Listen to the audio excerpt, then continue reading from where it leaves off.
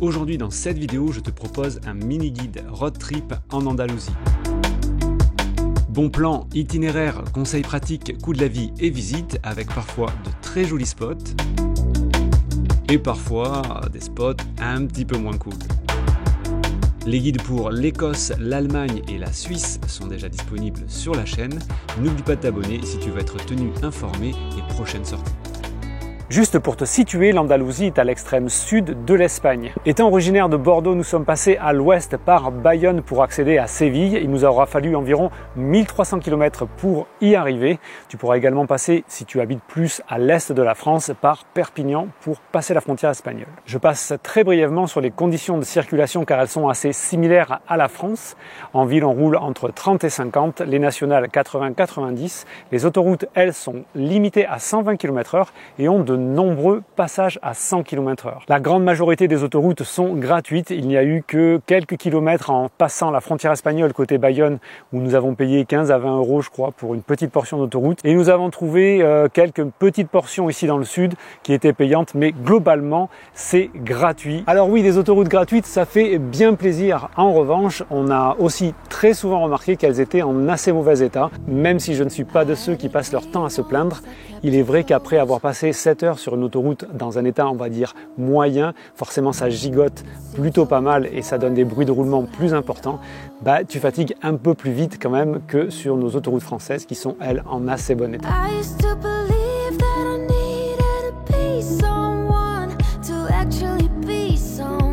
Comme d'habitude pour le stationnement, Park4Night est ton meilleur ami. Tu vas pouvoir trouver énormément de stationnements gratuits. Nous n'avons pas payé une seule nuit jusqu'à aujourd'hui. En ce mois de mars et avril 2024, nous avons trouvé énormément de véhicules aménagés, camping-cars, vannes et fourgons. Par conséquent, il sera très difficile de te sentir seul au monde à moins d'aller chercher un spot vraiment assez éloigné des endroits touristiques. Avant de continuer, je vais aller me prendre une petite douche à bord de Junior parce que c'est vrai que l'eau chaude et la douche que nous avons installée l'an dernier, c'est vraiment super cool. Et ensuite, on parlera du coût de la vie.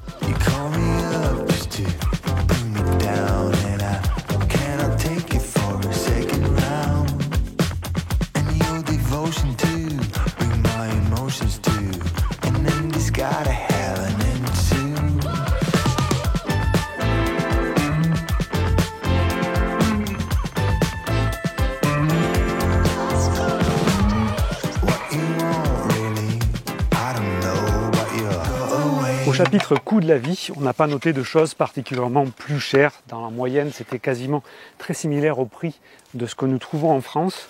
Pour les supermarchés, on a les classiques Aldi et Lidl qui sont partout dans le pays, que tu retrouves vraiment partout en Europe. Et après, pour les magasins qui sont avec des produits, on va dire, un peu moins low cost, on trouve des Mercadona, des Dia, ou éventuellement, on a aussi trouvé une chaîne de magasins qui s'appelle El Ramon, qui n'est certainement pas le meilleur supermarché du monde, mais qui avait le gros avantage, en tout cas pour moi, de vendre des Kopparberg, mon cider préféré. Alors, on n'a pas trop été au restaurant pour une bonne raison, c'est que forcément, il y a beaucoup de fruits de mer et les fruits de mer sont pas du tout dans mon goût. Par contre, on a acheté quelques produits plaisir pour lesquels on s'est déjà régalé. Le classique Sebo Ibérico, enfin c'est du jambon fin qui est affiné pendant pas mal de temps et qui est excellent. Après là, on a un lomo séché qui sert de charcuterie et là du lomo tout simple comme on peut retrouver d'ailleurs en France provenant du Pays Basque. Et pour terminer, aujourd'hui nous étions à Cordoba, nous avons trouvé des petites spécialités qui s'appellent El Pastel des Cordobes. Il y a 3 types ici, il y en a un à la crème, l'autre qui est crème jambon, donc c'est sucré-salé, et celui-ci est au chocolat. J'ai vraiment hâte de goûter. Et pour terminer, on a craqué devant une autre petite boutique. Il y a pas mal de produits qui ont vraiment l'air super bons. Il y a du touron et quelques graines qui sont grillées avec par moments du caramel. Ça vient de Sabor à España. Je mettrai de toute façon les liens des 2 dernières boutiques que nous avons trouvées à Cordoba dans la description parce que ça avait l'air vraiment super bon.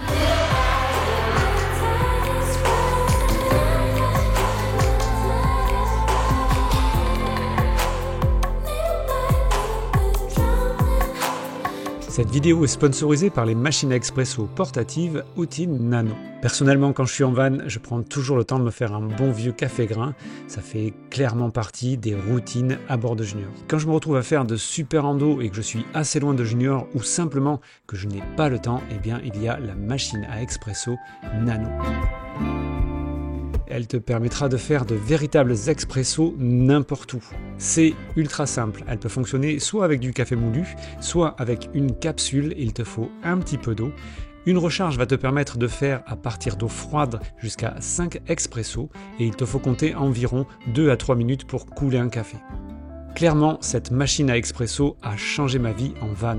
Elle est également étonnamment ultra compacte, elle prend moins de place qu'une bouteille d'1 litre, tu pourras donc l'amener partout en rando avec toi. Si tu as la possibilité de mettre de l'eau déjà chaude à l'intérieur, elle pourra faire jusqu'à 200 expressos. Elle se recharge sur USB-C en 3 heures, elle est géniale. Si cette machine t'intéresse, n'hésite pas à utiliser le lien en description et avec le code promo HitTheRoadMax, tu bénéficieras de 10% de remise sur ton achat. Concernant les attractions et les activités, il y a énormément de randonnées à faire en Andalousie. Il y a beaucoup de parcs naturels et donc du coup beaucoup de randonnées et également pas mal de visites de ville à faire. Je ne vais pas les détailler ici puisque ça viendra dans une deuxième partie au niveau de l'itinéraire. Pour les autres activités sportives, on va retrouver, comme on peut le voir derrière moi, beaucoup de vélocyclistes, beaucoup d'endroits où tu peux faire du vélo et éventuellement aussi du VTT. Vers Tarifa, nous avons aussi trouvé énormément de kitesurf. Il semble que le spot était vraiment magique pour eux. Il y avait des voiles de partout. Tu pourras également faire de la randonnée à cheval dans pleine nature. Là, il y a des cadres qui sont vraiment magnifiques. Et sans oublier, évidemment, tu le sais si tu suis la chaîne, nous sommes golfeurs et dans les parages, il y a quand même pas mal de golf dont certains ont des tarifs assez accessibles.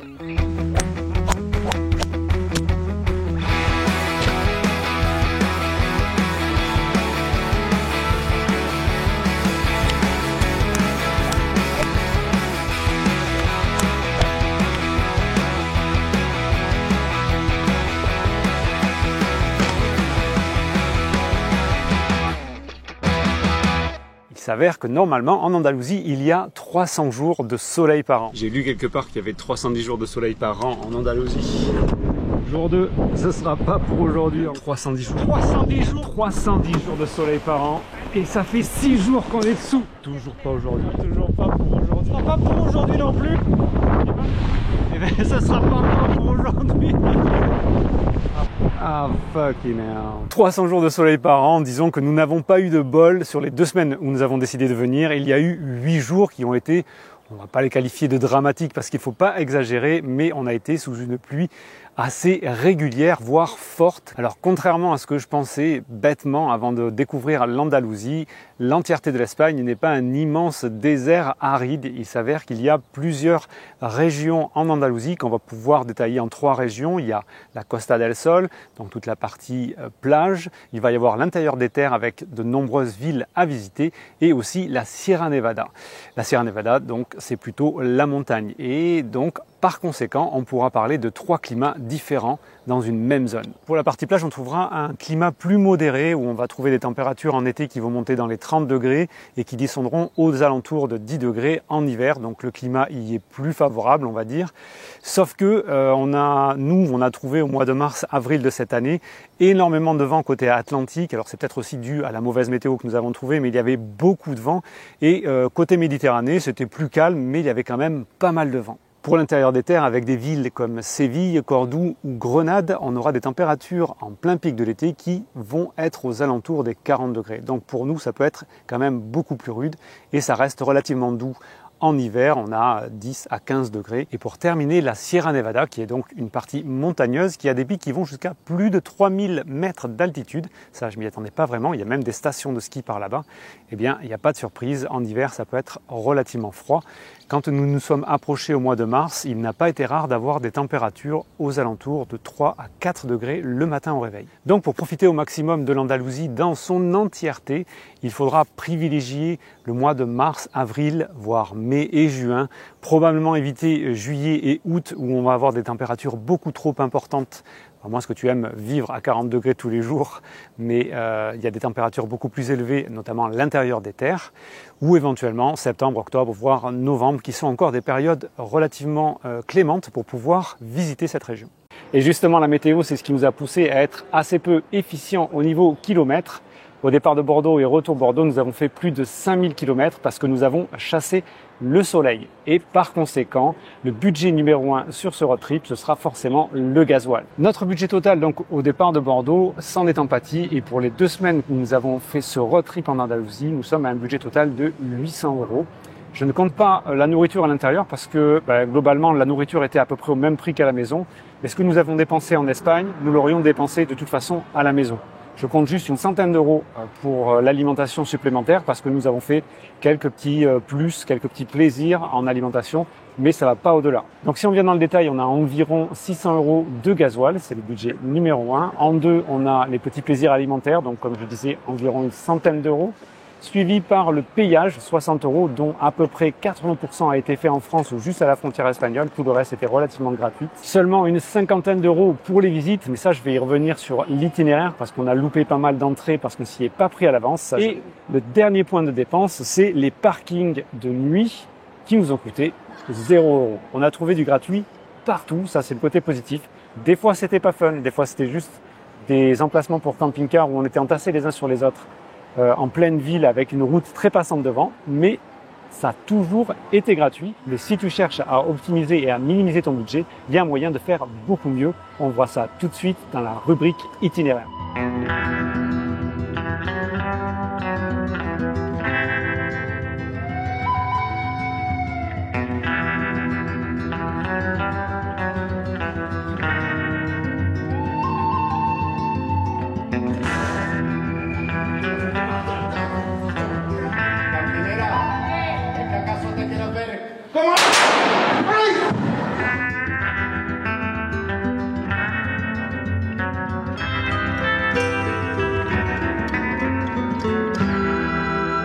Nous sommes donc partis de Bordeaux et nous avons fait un premier stop tout à fait facultatif et pour moi il déchire au Five Guys à Bayonne.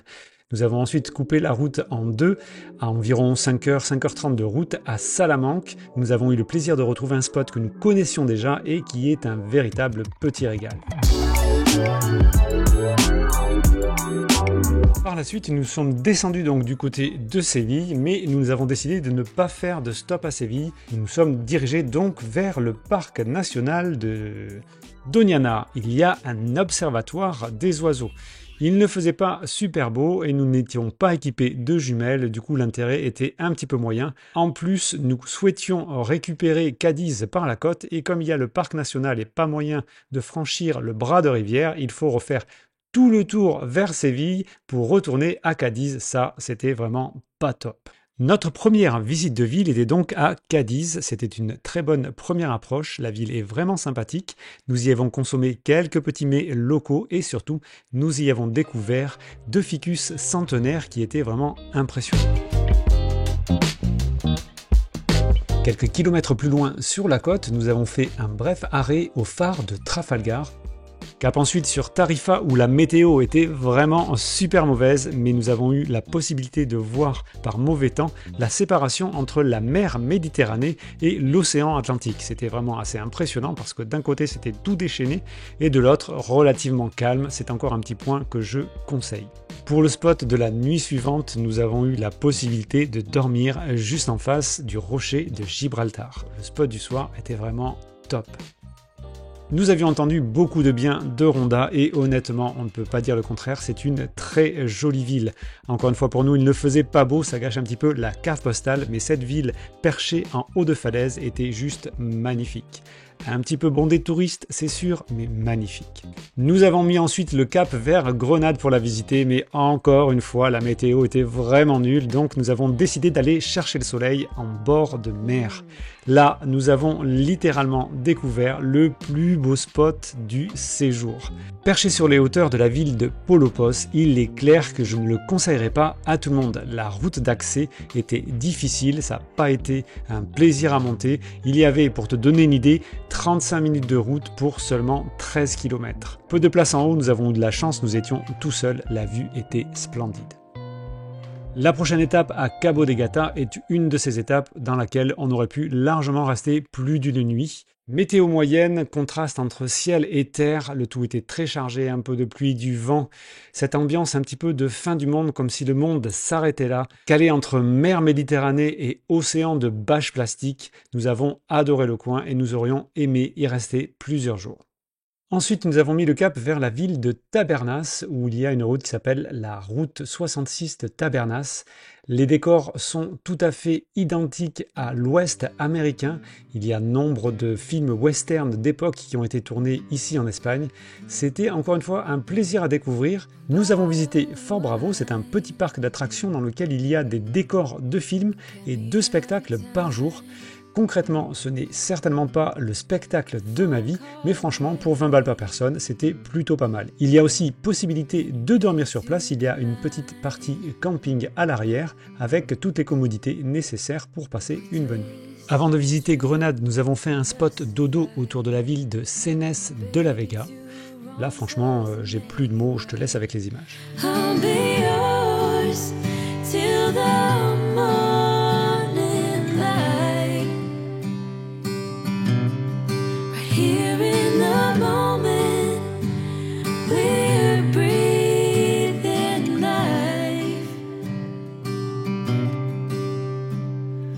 Il était grand temps de remettre le cap vers Grenade, qui est un point absolument à visiter. La ville est très jolie. C'était un petit peu encaissé vers le bas, mais le haut est superbe.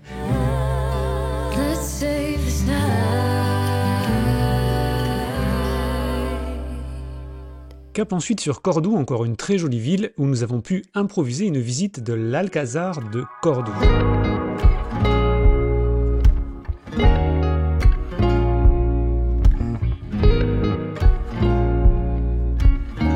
Et pour terminer ce road trip en beauté, notre dernière visite sera à Séville.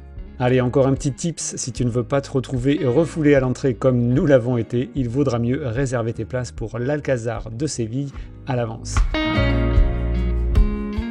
À force de naviguer du nord au sud et de l'est à l'ouest, nous avons réalisé plus de 4500 km. Voici l'itinéraire que je peux te proposer si tu veux faire à peu près le même itinéraire que nous, mais en optimisant les kilomètres. Le but étant de réaliser une boucle, toujours au départ de Bordeaux, on commence à Séville. Si tu n'as que 2 semaines, je mets en option le parc national de Doñana. Tu pourras longer la côte avec Cadiz, Tarifa et Gibraltar. Ensuite, une petite remontée vers Ronda qui vaut réellement le détour. Si tu as le véhicule adapté et que le cœur t'en dit, le petit stop à Polopos était vraiment à tomber. Pour terminer, Cabo de Gata, Tabernas, un retour vers Grenade et ensuite Cordoue. Et de Cordoue, tu peux rentrer vers chez toi. Cet itinéraire-là ne fait que, entre guillemets, 3200 km. On a économisé 1300 km. Et honnêtement, au prix du gasoil, ce n'est pas négligeable. Si tu veux aller encore plus loin dans l'organisation de ton road trip, je ne peux que te conseiller les guides de voyage de Lise et Bastien sur lifeisatrip.fr. Ils sont super bien faits. Ce sont des guides avec des articles, des itinéraires et des spots secrets que tu ne peux pas trouver sur Park4Night. Je te mets le lien en description. Ici, on va être parfait. Dans la rubrique trucs, astuces et conseils, il va y avoir un certain nombre de choses assez importantes pour faire le meilleur road trip possible. Par exemple, quand tu vas te retrouver à Séville ou alors à Grenade, il faudra réserver l'Alhambra et l'Alcazar parce que ce sont des lieux qui sont très touristiques et que tu ne pourras pas visiter au hasard. Donc je sais bien que le road trip en van, c'est toujours un petit peu la liberté, mais si tu veux vraiment visiter ces endroits-là, ce sera réservation obligatoire. Ensuite, comme tu as compris, le coût numéro 1 dans ton voyage, ça va être le gasoil. Je vais te mettre une carte de la France et de l'Espagne pour te situer les endroits où nous avons fait le gasoil le moins cher. Ça, si tu l'anticipes un minimum, tu peux quand même faire des économies importantes. Les prix que je vais te donner ne seront forcément des prix qui ne seront pas valables dans le temps, mais qui te donneront quand même une bonne idée de ce qui se fait, ou du moins des gaps qu'il y a entre les prix français et les prix espagnols. Ensuite, on aura noté à un bon nombre de reprises, surtout quand nous étions à la plage, on sentait bien qu'il y avait un potentiel touristique, il pouvait y avoir beaucoup de monde, sauf que nous sommes partis hors saison et du coup toutes les toilettes publiques étaient fermées. Et ça, quand on a un petit van comme Junior et qu'on n'a pas de toilette, c'est important dans l'organisation à savoir. Avant de partir, il te faudra installer quelques applications pour avoir la meilleure organisation possible durant ton road trip. Donc forcément, on va avoir Park4Night. Si tu veux chercher des spots gratuits, il n'y a pas mieux. En Andalousie, comme partout ailleurs en Europe, il n'y a pas mieux. Tu pourras aussi avoir l'application dont j'ai parlé il y a quelque temps sur un journal du van qui s'appelle Campy. Si tu cherches des campings et que tu veux voir les notes des utilisateurs sur ces campings-là, Campy, c'est parfait. Pour la météo, on a utilisé Carotte. Alors il y a plusieurs carottes en vrai, je les ai vues dans la liste, donc c'est Carotte Weather. Et pour le gasoil, j'ai utilisé Fuel Flash. Encore une fois, absolument aucun partenariat avec ces marques-là, c'est juste histoire de te faciliter la tâche le plus possible. Selon la saison à laquelle tu vas décider de voyager, si tu fais comme nous, que tu pars un petit peu hors saison, il faudra bien sûr ne pas oublier de prendre des vêtements chauds. Nous avons été dans la Sierra Nevada et nous avons eu régulièrement le matin des températures relativement fraîches à 3 ou 4 degrés. J'aime autant te dire que les pulls et nos vêtements chauds ont été les bienvenus. Concernant l'accès aux villes, et surtout dans les grandes villes également, tu vas pouvoir accéder à des parkings gratuits en périphérie. Il ne faut pas essayer d'aller circuler à l'intérieur des villes, c'est vraiment assez compliqué. Les villes sont des villes assez anciennes, donc tu circules relativement mal. Et pour nous, nous avons choisi de passer sur des parkings payants et surveillés, notamment à Séville et à Grenade. Ce n'est pas obligatoire, mais comme on a lu quelques commentaires où certains véhicules s'étaient fait fracturer ou casser des vitres, on a préféré payer, c'était pas grand chose, à chaque visite ça nous a coûté entre 6 et 8 euros, on a préféré assurer le coup. Si tu n'as pas d'autre choix de venir visiter sur des mois comme juillet ou août, il faudra vraiment faire attention à la météo, aux températures, car ça peut monter régulièrement à 40 degrés et là ça fait pas exactement le même voyage. Tu feras également attention aux heures d'ouverture des magasins et des restaurants. On est sur des horaires espagnols. Par exemple, c'est pas une référence, mais on a fait un Burger King, je ne sais plus dans quelle ville, mais on s'est retrouvé à attendre 12h30 qui va bien ouvrir. Alors ça ouvre plus tard et ça ferme en général plus tard. Pour conclure, est-ce que j'ai aimé ce voyage? Personnellement, c'était un pur kiff, j'ai beaucoup apprécié l'Andalousie, c'était vraiment un endroit magique et surtout low cost. Ce que j'ai énormément apprécié également, c'est la diversité des paysages sur si peu de distance finalement. Il y en aura vraiment pour tous les goûts. Tu vas trouver la montagne, la plage, des déserts comme on a trouvé qui ressemblaient énormément à des déserts californiens. Également aussi des villes empreintes d'histoire qui sont super agréables à visiter et vraiment très jolies. Pour ma part, j'ai un coup de cœur que je qualifierais de personnel et toutefois je ne sais pas si je peux le conseiller à tout le monde car c'est vraiment à l'extrême est de l'Andalousie, c'est Cabo de Gata. L'Andalousie était donc une super découverte que je ne peux que conseiller à tout le monde. Allez les van lifers, le meilleur pour la suite, see ya!